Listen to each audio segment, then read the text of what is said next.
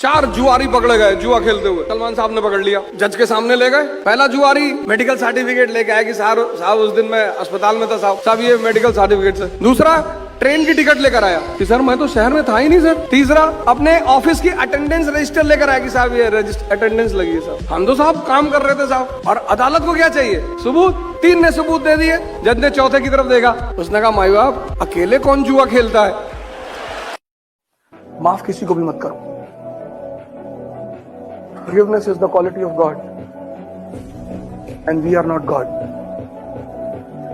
पर मुस्कुराओ, कोई तुम्हें धोखा दे गया, तारीफ करो उसको, Congratulations, अच्छा खेलते हो। जिस दिन समय बदल जाए कि आत्मा अगले 10,000 साल तक धरती पर उतरने से इनकार कर।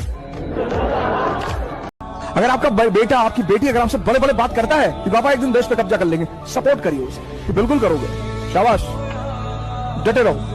और ये चीज मेरे फादर ने मेरे साथ जीवन भर की, जीवन भर, आज तक मैं लखनऊ से साइकिल चलाने जा रहा था कोविड के टाइम में, 16 सितंबर 2020 से दिल्ली। मैंने उनसे कहा यार साइकिल चलाने जा रहे हैं 700 किलोमीटर। बोले छोड़, कम है तुम्हारे लिए, कम है। बस वहीं पे मेरा ब्लड प्रेशर हाई हो जाता था। क्या है यार? बोले कम है, तुम तो 70-80 हजार चला लो, तुम्हारे ऊपर फर्क नहीं पड़ा। अरे मैंने कहा इतना भी मत चलाया करो। सर माँ बाप का जो प्रोत्साहन होता है ना, उसकी आप कीमत अंदाजा नहीं लगा सकते। कभी भी किसी माँ बाप को अपने बच्चों को। बाबर का एक बड़ा फेमस स्टेटमेंट है, सरायपुल का युद्ध हार गया 1504 में, सेंट्रल एशिया उसके हाथ से निकल गया। उसके दोस्तों ने कहा अब क्या करेंगे? तो भगवान का शुक्रिया अदा करेंगे। बोला क्यों? हारने के बाद शुक्रिया? हाँ बोले बिल्कुल। बोला क्यों? तो उसने लाइनें कही बड़ी, क्या हुआ जो मैदान हार गए, अभी सब कुछ नहीं हारे। क्या हुआ जो मैदान हार गए, अभी सब कुछ नहीं हारे। क्या नहीं हारे? हम में साहस और इच्छा शक्ति जो सर झुकाने और श्रद्धा करने को तैयार है। Everything is not lost. The unconquerable will and the courage never to submit any.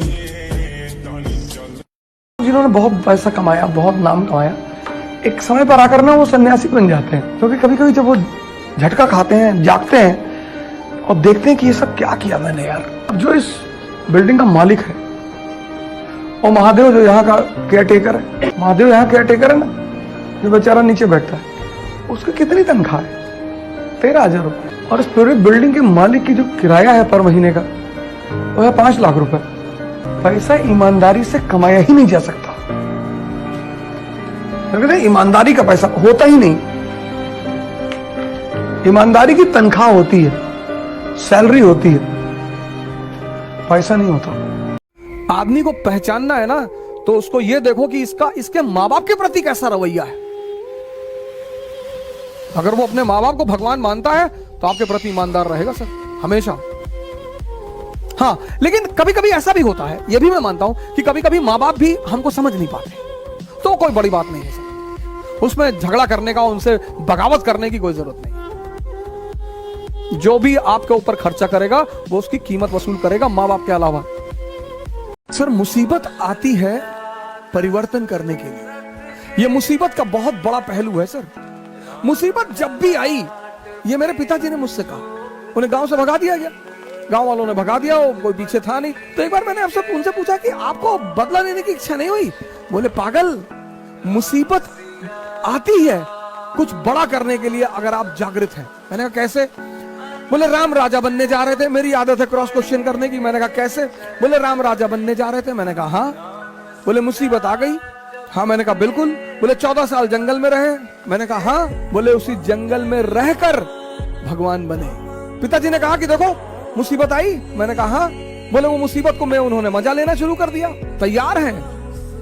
पिता दशरथ कह रहे हैं कि तू मना कर दे, वादा तो मैंने किया था ना, तू मना कर दे कि मैं नहीं जाऊंगा, मैं देख लूंगा। अरे बोले नहीं, जाना तो है ही है। रोने से काम नहीं चलेगा सर।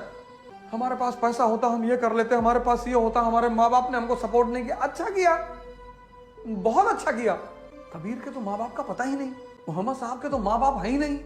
एक्सक्यूजेस मत बनाइए जीवन में। जज्बा, विश्व की पुकार है, ये भागवत का सार है। जो लड़ सका है वही तो महान है। अब इलेक्शन आ रहा है 24 का, और दिसंबर तक सिलेंडर, पेट्रोल, डीजल, इन सब की कीमतें घट जाएंगी अपने आप। 4.5 साल दबा के पैसा लेना है और फिर 6 महीना छूट देनी है उसी पैसे में से। सारी सरकारें करती है, ऐसा नहीं कोई एक आदमी करता, सब। जो बेवकूफ है उसको बेवकूफ बनाना ही चाहिए, जो समझदार है वो राजनीति में है। यही राजनीति का फंडामेंटल प्रिंसिपल है। और लड़कियों से मैं कहूंगा कि अगर तुम दहेज प्रथा को खत्म करना चाहती हो तो जम कर पाओ, सिलेक्शन लो, तुम दहेज लो, बेरोजगार लड़कों से शादी करो, हाउस हस्बैंड का कॉन्सेप्ट शुरू करो। ये मैं लड़कियों से रिक्वेस्ट करता हूं, इतना पढ़ो, ज्ञान लगा दो। तुम्हारी शक्ति ही तुम्हारी सामाजिक स्थिति को बदल सकता है। कानून कभी नहीं बदलेगा इस देश।